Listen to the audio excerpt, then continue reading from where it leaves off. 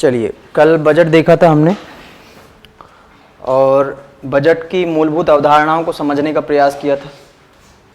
चीज़ें समझ में आ रही थी, ज़्यादा दिक्कत तो नहीं जा रही ना? ठीक है।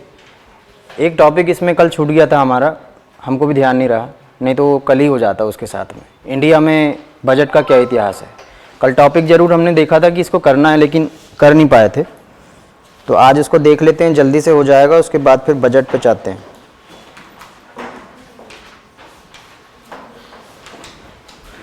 भारत में बजट का इतिहास देखना है कि भारत में बजट कब आया है, कैसे आया है, फिर भारत में बजट के पारित होने की प्रक्रिया क्या है, कैसे बजट बनता है, इस पर थोड़ी सी बात हमको करना है। थोड़ा सा स्पीड से चलेंगे यहाँ से। तो भारत में बजट का इतिहास की बात करें तो आपको पता होगा कि 1860 में भारत में पहली बार बजट आया था।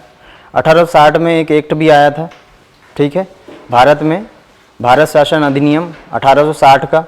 और उस अधिनियम के अंतर्गत आपने देखा होगा कि जो गवर्नर की कार्यकारिणी थी उसमें एक वित्त सदस्य के रूप में विल्सन को शामिल किया गया था, जेम्स विल्सन को शामिल किया गया था, और उन्होंने भारत में पहला बजट फिर पेश किया। तो भारत का पहला बजट ब्रिटिश वायसराय, उस समय वायसराय कौन रहे? 1860 में वायसराय कौन थे भारत के? 1860 में भारत के वायसराय कौन थे? लॉर्ड कैनिंग, ठीक है ना। उन्हीं के समय 1857 का विद्रोह भी हुआ। लॉर्ड डलहौजी आए, 57 तक रहे, और फिर कौन आ गए? कैनिंग आ गए। तो भारत के पहले वायसराय लॉर्ड कैनिंग थे, और उन्हीं के समय में उनकी कार्यकारिणी में जेम्स विल्सन को नियुक्त किया गया, ठीक है, एज अ क्या, फाइनेंस मिनिस्टर के नाम, मतलब फाइनेंस मिनिस्ट्री उनको दी गई, फाइनेंस डिपार्टमेंट उनको दिया गया, और उन्होंने फिर पहला बजट भारत का पेश किया। तो भारत का पहला बजट 7 अप्रैल 1860 को आया, ठीक है। आज़ादी के पहले ही भारत में बजट की शुरुआत हो गई एक प्रकार से। सन 1920 में, फिर अगला फैक्ट यहाँ पर है भारत के संदर्भ में कि 1920 में सर विलियम एकवर्थ की अध्यक्षता में एक कौन सी समिति बनी? एकवर्थ समिति, है ना, इन्हीं के नाम पर बनी एकवर्थ समिति। और इस समिति की सिफारिश के आधार पर पहली बार 1925 में रेल बजट को आम बजट के साथ में से अलग करके पेश किया गया, ठीक है। यानी इसका मतलब ये हुआ कि 1860 से लेकर 1925 तक रेल बजट और आम बजट साथ में पेश होते थे। 1860 से 1925 तक रेल बजट और आम बजट दोनों साथ में पेश होते थे। 1920 में एकवर्थ समिति बनी, उसकी अध्यक्षता विलियम एकवर्थ ने की, ठीक है। उस एकवर्थ समिति की सिफारिश के आधार पर 1925 में पहली बार बजट को पेश किया गया पृथक पृथक, रेलवे बजट अलग और आम बजट अलग आया, ठीक है।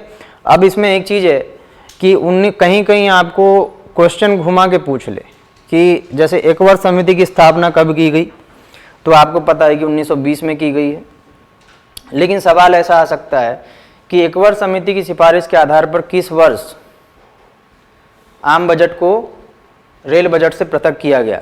तो कहीं कहीं पर 1924 और कहीं कहीं 1925 भी लिखा होगा, ठीक है। तो आपको लगाना है 1925 को ध्यान में रखना है, ठीक है।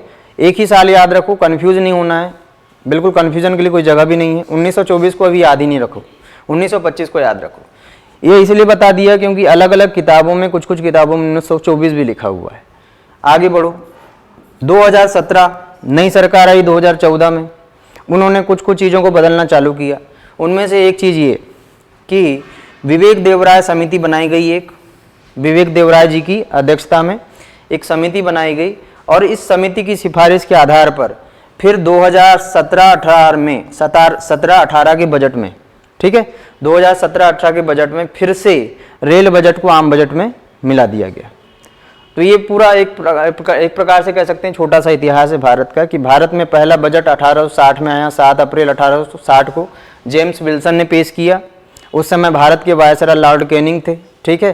तो कभी कभी सवाल ऐसा भी आ सकता है कि भारत में बजट के जन्मदाता तो कौन हो गए जेम्स विल्सन, लेकिन वायसराय का नाम पूछा जा सकता है, तो कैनिंग को याद रखना है। विलियम एकवर्थ समिति की सिफारिश के आधार पर बजट को पृथक पृथक किया गया, रेलवे बजट और आम बजट को। फिर पुनः विवेक देवराय समिति की सिफारिश के आधार पर उसको मिला दिया गया और मिलाने का समय 2017-18 है। 1860 से 1925 तक दोनों एक साथ ही आते थे, लेकिन फिर से अलग हुआ, अब फिर से मिल गया। ठीक है, तो अभी की स्थिति ये है कि रेल बजट और आम बजट दोनों एक ही साथ आते हैं। ओके, चलो आगे बढ़ते हैं। अब भारत में बजट से संबंधित कुछ अन्य तथ्य भी है, जैसे सन 1924 से लेकर 1999 तक बजट फरवरी के अंतिम कार्यकारी दिन को शाम को 5 बजे पेश होता था। ठीक है, फरवरी का अंतिम कार्यकारी दिन है, इसका मतलब फरवरी का अंतिम सप्ताह, फरवरी के अंतिम सप्ताह में पेश होता था पहले बजट, और पेश कब होता था? तो शाम को होता था, शाम को 5 बजे। लेकिन 1999 2000 में सन 2000 में पहली बार यशवंत सिन्हा ने बजट को सुबह 11 बजे पेश करने का प्रथा शुरू किया। अभी 11 बजे पेश करने का प्रथा शुरू हुआ है, अभी 1 फरवरी को शुरू करने का नहीं हुआ है। अभी भी बजट फरवरी के अंतिम सप्ताह में ही पेश होता था 2000 तक भी। ठीक है, और लेकिन समय बदल गया, 5 बजे की जगह कितना बज गया? 11 बजे पहली बार पेश किया गया 2000 के बजट में। ठीक है, आगे बढ़ो। अंतरिम सरकार, आपको पता होगा कि 1946 में हमारे यहाँ एक कैबिनेट मिशन प्लान आया और उसके अंतर्गत संविधान सभा बनी, और उसी के समय में भारत आज़ाद भी हो गया। तो जब भारत आज़ाद हुआ तो उस समय भारत में कोई ऐसी सरकार नहीं थी, कैबिनेट मिशन प्लान के अंतर्गत बनी हुई सरकार थी, उसको अंतरिम सरकार कहते हैं। ठीक है, क्योंकि वो लोगों के द्वारा चुनी हुई सरकार नहीं थी, एक प्रकार से देखा जाए तो प्रत्यक्ष चुनाव नहीं हुआ था, अप्रत्यक्ष तरीके से चुनाव हुआ था। तो ये जो अंतरिम सरकार है, यहाँ पर एक व्यक्ति थे लियाकत अली खान, जो बाद में पाकिस्तान चले गए। ठीक है, लियाकत अली खान जो मुस्लिम लीग के व्यक्ति है, मुस्लिम लीग। ठीक है, लियाकत अली खान ने 1947-48 का बजट एक बार पेश किया है। मतलब एक व्यक्ति जो मुस्लिम लीग से रिलेटेड है, लियाकत अली खान, उनके द्वारा 1947-48 में एक बार बजट पेश किया गया। आगे बढ़ो। स्वतंत्रता के बाद देश का पहला बजट पेश करने वाले व्यक्ति R.K. षणमुखन शेट्टी है। ठीक है, R.K. षणमुखन शेट्टी है, और उन्होंने 26 नवंबर 1947 को स्वतंत्र भारत का पहला बजट पेश किया। और ये जो बजट आया 15 अगस्त 1947 से लेकर 31 मार्च 1948 तक के लिए आया। मतलब कितने महीने के लिए? 7.5 महीनों के लिए आया केवल। तो 2 बातें मिली हमको। एक बात है कि लियाकत अली खान ने अंतरिम सरकार का बजट पेश किया था, मतलब अंतरिम सरकार में वित्त मंत्री कौन रहे होंगे? लियाकत अली खान। ठीक है, और ऐसा माना जाता है कि भाई मुस्लिम लीग के व्यक्ति थी, और मुस्लिम लीग उस समय क्या चाहती थी? अलग पाकिस्तान चाहती थी। वो भारत की किसी भी सरकार को समर्थन नहीं देना चाहती थी। लेकिन मुस्लिम लीग को संतुष्ट करने के लिए कांग्रेस ने क्या किया कि उसको 1-2 डिपार्टमेंट, कुछ मुख्य डिपार्टमेंट दे दिए, मंत्रालय दे दिए, जिसमें से वित्त मंत्रालय एक। तो लियाकत अली खान ने, ऐसा कहा जाता है कि लियाकत अली खान ने ज़्यादा काम ही नहीं करने दिया, क्योंकि पैसा ही नहीं दिया अपने वित्त मंत्रालय से। ठीक है, तो लियाकत अली खान को याद रखो, बहुत इंपॉर्टेंट है। और अगला, स्वतंत्र भारत का पहला बजट किसने पेश किया? तो षणमुखन शेट्टी ने पेश किया है। उसके बाद गणतंत्र भारत का, भारत गणतंत्र कब बना? 26 जनवरी 1950 को जब हमारा संविधान लागू हो गया तो हम गणतंत्रात्मक देश बन गए, क्योंकि संविधान में लिखा हुआ था कि भारत का राष्ट्रपति कैसा होगा? निर्वाचित होगा। गणतंत्र किसको बोलते हैं? जहां पर राष्ट्र प्रमुख निर्वाचित होता होगा, है ना, वंशानुगत नहीं होगा। जहां वंशानुगत होगा तो वहां राजतंत्र हो जाएगा। जहां पर जो राष्ट्र प्रमुख है उसको चुना जाए तो वहां गणतंत्र होगा, है ना। तो 26 जनवरी 1950 को हम गणतंत्र बने, और उसमें पहला बजट 28 फरवरी 1950 को आया, और उसको पेश करने वाले व्यक्ति कौन थे? जॉन मथाई। ठीक है, तो 3 नाम याद रखना है यहाँ पर, 4 नाम एक प्रकार से। पहला नाम है यशवंत सिन्हा, जिन्होंने शाम की बजाय 11 बजे पेश करना शुरू किया। फिर उसके बाद लियाकत अली खान अंतरिम सरकार में पेश किया। उसके बाद आर.के. षणमुखम चट्टी, उन्होंने स्वतंत्र भारत का पहला बजट पेश किया। क्लियर। और भारतीय गणतंत्र का पहला बजट पेश करने वाले व्यक्ति जॉन मथाई है। चलो आगे बढ़ जाओ, एक एक लाइन में लिखो, पूरा लिखने की आवश्यकता नहीं है। स्वतंत्र भारत का पहला बजट, डेस लगा के नाम लिखो। गणतंत्र भारत का पहला बजट, डेस लगा के नाम लिखो। बस आगे बढ़ो। जवाहरलाल नेहरू जी ने वर्ष 1957-58 होना चाहिए, है ना, 57-58 का बजट पेश किया। उस समय वित्त मंत्रालय उनके पास था। ऐसा करने वाले वे देश के पहले प्रधानमंत्री, मतलब प्रधानमंत्री पद पर रहते हुए बजट को पेश करने वाले पहले व्यक्ति कौन है? जवाहरलाल नेहरू है। इसके बाद इंदिरा गांधी जी ने भी बजट पेश किया प्रधानमंत्री रहते हुए। इसके अलावा राजीव गांधी जी ने भी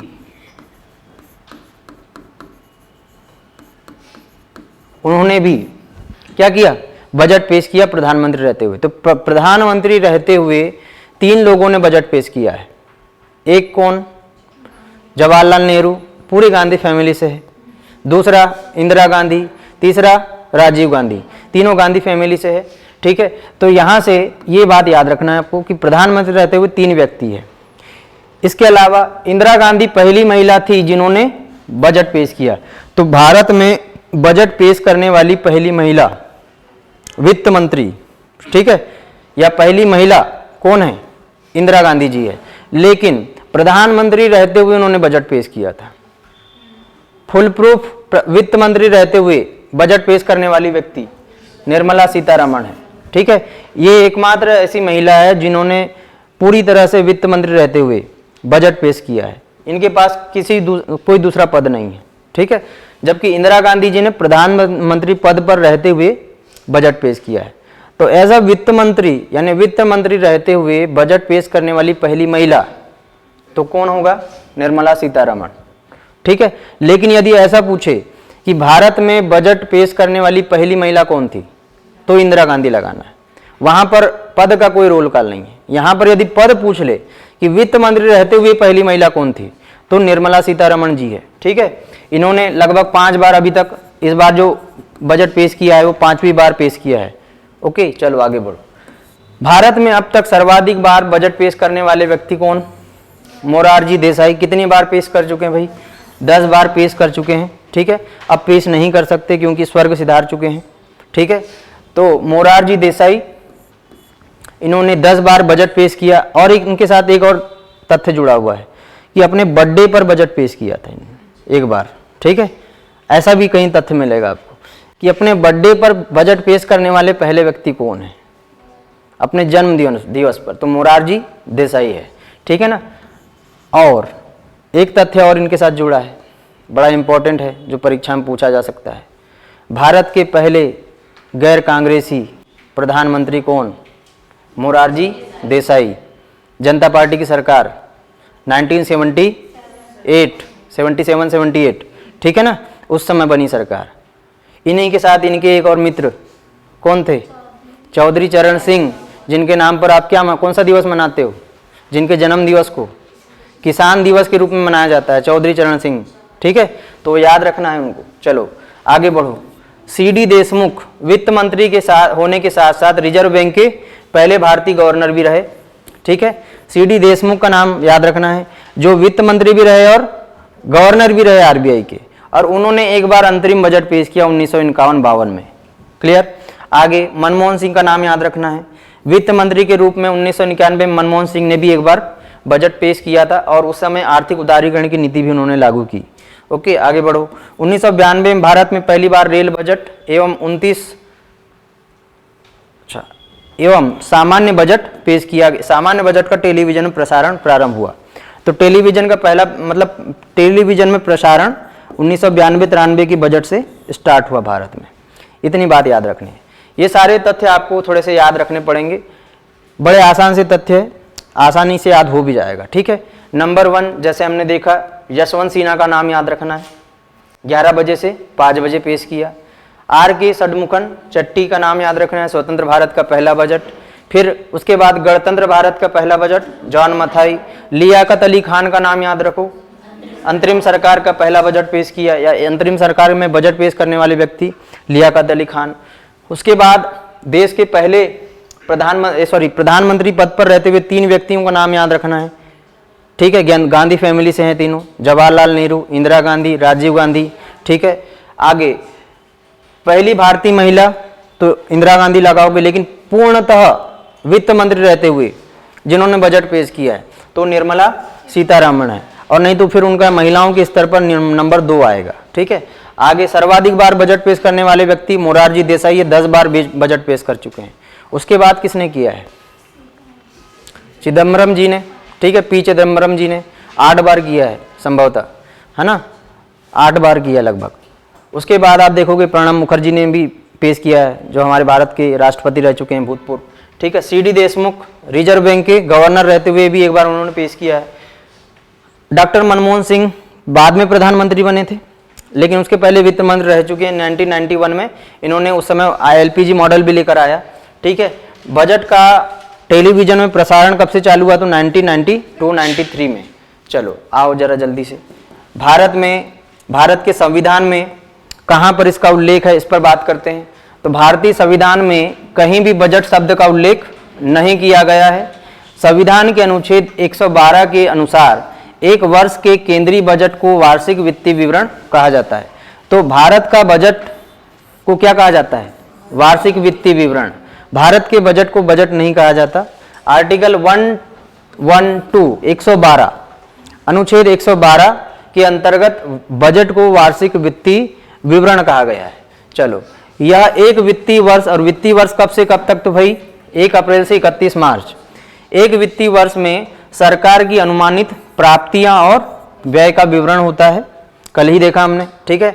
आगे बढ़ो। राष्ट्रपति की पूर्व अनुमति से बजट कभी भी राष्ट्रपति की पूर्व अनुमति से ही आएगा, ठीक है। आर्टिकल 112 कहता है कि बजट को जब भी वित्त मंत्री पेश करेंगे तो राष्ट्रपति की पूर्व स्वीकृति से ही पेश करेंगे। तो बजट पेश करने के लिए राष्ट्रपति की पूर्व अनुमति चाहिए, और वित्त मंत्री वार्षिक वित्तीय विवरण को फिर 1 फरवरी को बजट सदन में रखता है, लोकसभा में। लेकिन बजट आने के कुछ दिन पहले, 1 दिन पहले ही क्या आता है? आर्थिक समीक्षा आती है। आती है कि नहीं आती है? और आर्थिक समीक्षा को कौन पेश करता है? बताओ जल्दी से जरा। 4 ऑप्शन दे रहे हैं आपको। भारत का मुख्य आर्थिक सलाहकार, नंबर 2 भारत का वित्त मंत्री, नंबर 3 भारत का राष्ट्रपति, नंबर 4 भारत का मुख्य वित्त मंत्रालय का मुख्य सचिव। 4 बताए हमने ऑप्शन, अच्छे से गौर करो पहले। कौन पेश करता है? भारत की आर्थिक समीक्षा कौन पेश करता है? राष्ट्रपति पेश करता है। किसने? अच्छा, और क्या क्या है बताओ, किसी की राय, और अपनी अपनी राय रखो सब लोग। 1-2 लोग राष्ट्रपति बोल रहे हैं। फिर से सुन लो। भारत के मुख्य आर्थिक सलाहकार, प्रधानमंत्री, भारत के राष्ट्रपति और वित्त मंत्रालय के मुख्य सचिव। जल्दी बताइए। वित्त मंत्री ही रखते हैं, ठीक है। आर्थिक समीक्षा को वित्त मंत्री ही रखेंगे, बजट को भी वित्त मंत्री ही रखेंगे। राष्ट्रपति का काम केवल सिग्नेचर करने का होता है, अनुमति देने का होता है। राष्ट्रपति नाम मात्र की कार्यपालिका है या मुख्य कार्यपालिका है? नाम मात्र की है ना। तो राष्ट्रपति को क्या जरूरत है आर्थिक समीक्षा रखने की, बताओ?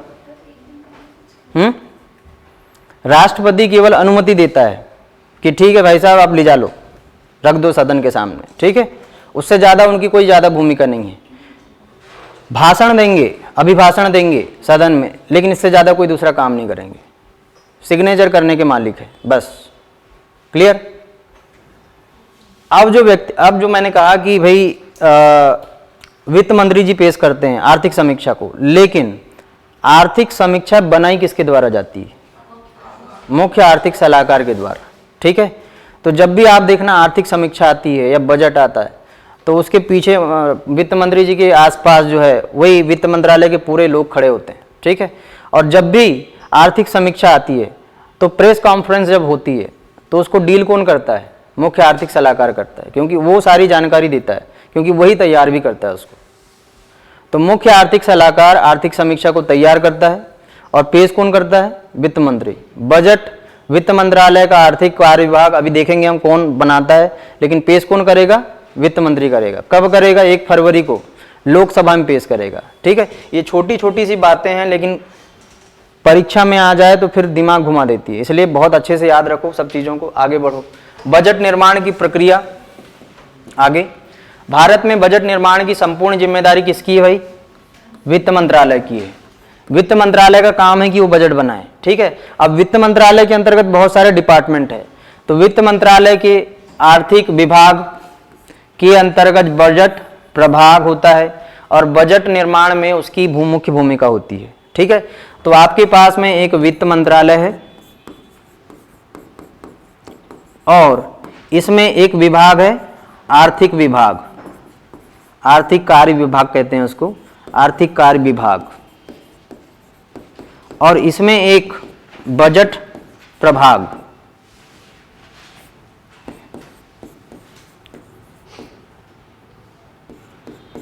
इसके द्वारा जो है मेनली काम किया जाता है, बजट प्रभाग के द्वारा।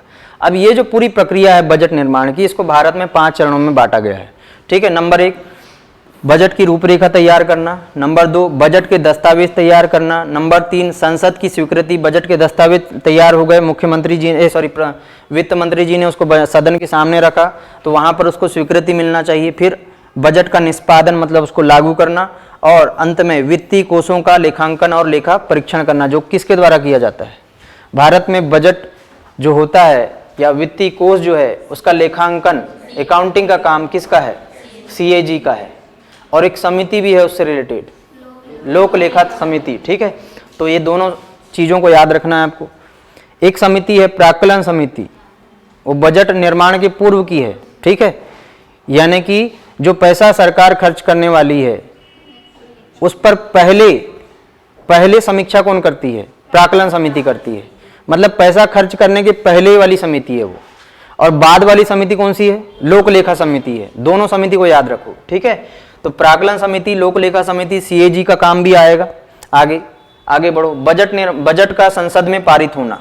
तो बजट संसद में पारित कैसे होता है, इस पर सवाल आए हैं, UPSC MPPSC में भी आया है। ठीक है, इन्होंने एक बार पूछा है पूरा चरण कैसे कैसे होता है, किसकी बात क्या होता है। ठीक है, तो उसको बहुत सावधानी से याद रखना है आपको। राष्ट्रपति की पूर्व अनुमति से क्या होगा? वित्त मंत्री बजट को लोकसभा में पेश करेंगे। ठीक है, वित्तीय विवरण को 1 फरवरी को सदन में यानी लोकसभा के पटल पर रखता है कौन? वित्त मंत्री। अब जब वित्त मंत्री रखता है तो ये 6 चरणों से होकर गुजरेगा। नंबर 1 बजट की प्रस्तुति किसके द्वारा की गई? वित्त मंत्री। वित्त मंत्री के द्वारा बजट की प्रस्तुति की गई, मतलब एक भाषण दिया जाता है, बजट भाषण। ठीक है, और ये जो बजट भाषण होता है ये 2 पार्ट में होता है। नंबर 1 जिसमें सरकार की मुख्य मदों पर या उनकी जो पॉलिसी है उसका ब्यौरा होगा पूरा का पूरा। सामाजिक आर्थिक क्षेत्र में जितना वो खर्च करना चाहते हैं उतने का ब्यौरा है। नंबर 2 करों से रिलेटेड बातें होती है, खंड 2 में, पार्ट 2 में। ठीक है, तो बजट 2 पार्ट में आता है। पार्ट 1 में क्या होगा? सरकार की पॉलिसी से रिलेटेड यानी योजनाओं से रिलेटेड बातें होगी। उसमें सामाजिक आर्थिक मदों पर कहाँ कहाँ कितना पैसा खर्च होगा, सरकार की कौन सी योजना है, कौन सी नीति है, आगे क्या करना चाहती सरकार, ये सभी तमाम प्रकार की बातें होगी। नंबर 2 पार्ट 2, ठीक है, उसमें सरकार मुख्य तौर पर करों से संबंधित बात करती है। प्रत्यक्ष कर और अप्रत्यक्ष कर में सरकार क्या करने वाली उस पर बात होगी। ठीक है, तो वित्त मंत्री के द्वारा सबसे पहले बजट की प्रस्तुति होती है। प्रस्तुति कितनी तारीख को होगी? 1 फरवरी को होगी। ठीक है, वित्त मंत्री जी द्वारा पेश किया जाएगा। बजट भाषण देते हैं वो। ठीक है, और बजट भाषण में फिर वो उसको 2 पार्ट में रखते हैं सामने। दूसरा बात, बजट की जब प्रस्तुति होती है तो यहाँ पर क्या होगा? बजट की प्रस्तुति हो गई, उसके बाद उसकी एक प्रति, बजट भाषण की एक प्रति सबको दिया जाएगा जो सदन में उपलब्ध व्यक्ति है, या मतलब जो सभी सांसद, जितने भी सांसद है, सबको एक प्रति पहुंचाई जाएगी। वो पढ़ेंगे और फिर 2-4 दिन बाद आएंगे, उस पर क्या होगी? आम चर्चा होगी। आम चर्चा होगी मतलब आम ही होगी बहुत, क्योंकि ये मान के ऐसा माना जाता है कि जो हमारे सदन में जो लोग गए हैं उनको वित्तीय क्षेत्र की उतनी ज़्यादा जानकारी नहीं है, तो उतना ज़्यादा डिबेट करने के वो मतलब उनको दक्ष नहीं कह सकते। ठीक है, वित्त जो सदन में जो व्यक्ति है उनका क्वालिफिकेशन सबका एक जैसा नहीं है, और वैसे भी भारत में सांसद विधायक बनने के लिए कोई क्वालिफिकेशन की जरूरत नहीं पड़ती, मतलब शैक्षणिक योग्यता की जरूरत नहीं है। ठीक है, एक अनपढ़ व्यक्ति भी, एक बिना पढ़ा लिखा व्यक्ति भी बन सकता है कि नहीं ऐसा? क्या संविधान में कहीं लिखा है कि 5वीं पास होना चाहिए, 10वीं पास होना चाहिए, 8वीं पास होना चाहिए, ऐसा लिखा है? नहीं, एज का लिमिट बना है, दिवालिया नहीं होना चाहिए। ठीक है, इस प्रकार की उसमें बातें लिखी गई है, लेकिन शैक्षणिक योग्यता का कहीं उल्लेख नहीं है।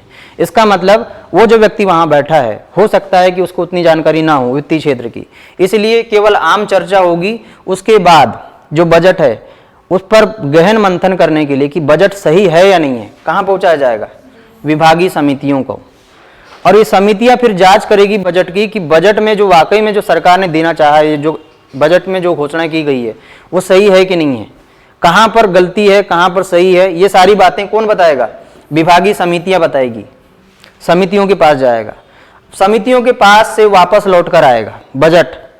ठीक है, समिति के पास से समितियों ने अपना देखा उसको, और उसके बारे में पूरी जानकारी के साथ में उसको फिर से सदन में पहुंचाया।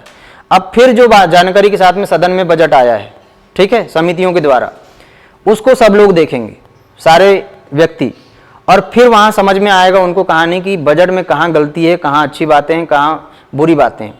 फिर उस पर क्या होगी? बहस। ठीक है, और वहां पर होगी अनुदान की मांगे, और इस पर होगा मतदान।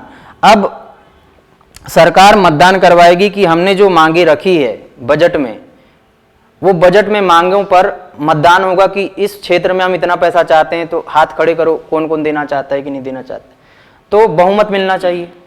यदि मान लो बजट पारित करते समय सरकार को बहुमत नहीं मिला, तो उसके दो नुकसान होंगे। नंबर 1, बजट पारित नहीं हो पाएगा, ये तो छोटी सी बात है। नंबर 2, सरकार भी गिर जाएगी। ठीक है, क्योंकि यदि किसी सरकार को लोकसभा में बहुमत नहीं मिलेगा तो अविश्वास प्रस्ताव पारित हो जाएगा ना उसके विरुद्ध। ठीक है, तो दो नुकसान होते हैं। जब ये अनुदान की मांगे रखी जाती तो सामान्य तौर पर बहुमत मिल ही जाता है, क्योंकि जिसकी सरकार है उसके पास बहुमत हो गई।